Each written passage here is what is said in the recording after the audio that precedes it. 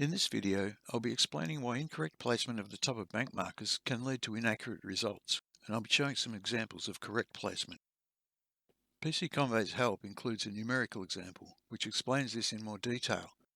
Search help for placing the top of bank markers. The top of bank markers delineate the extent of the main channel.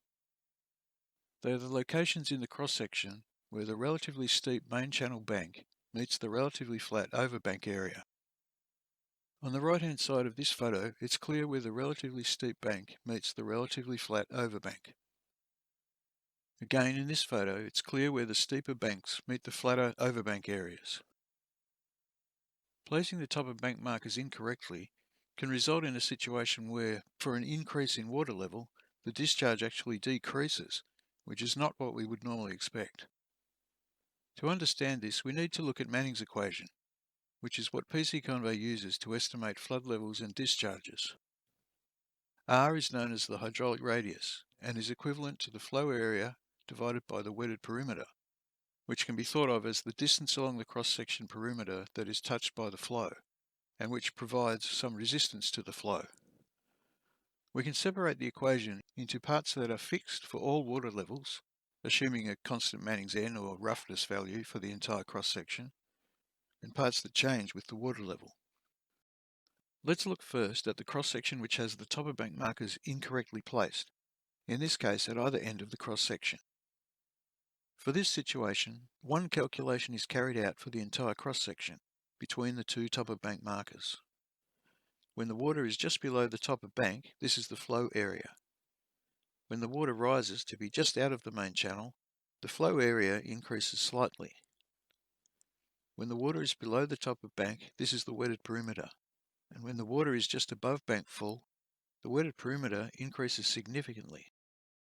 When we consider the hydraulic radius, or the area divided by the wetted perimeter, when the area increases by a small amount and the wetted perimeter increases significantly, the value of AR to the 2/3 decreases, and as S to the half on N remains constant, the discharge also decreases.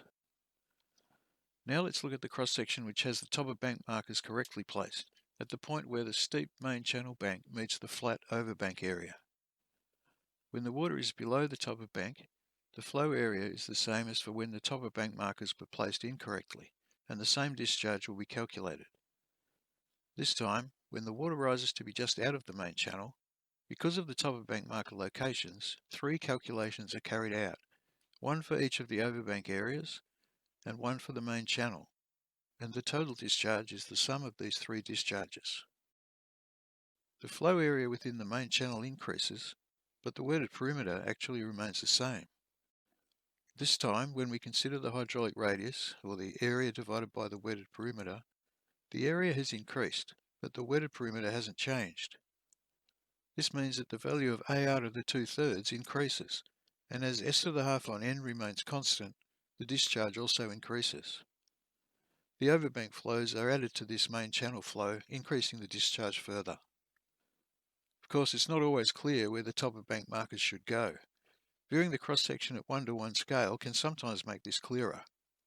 For this watercourse cross-section, when viewed at 1:1 scale, it's very clear where the top of bank markers need to be placed. If you have any questions or comments, please leave a message below or contact us through our website. And thanks for watching.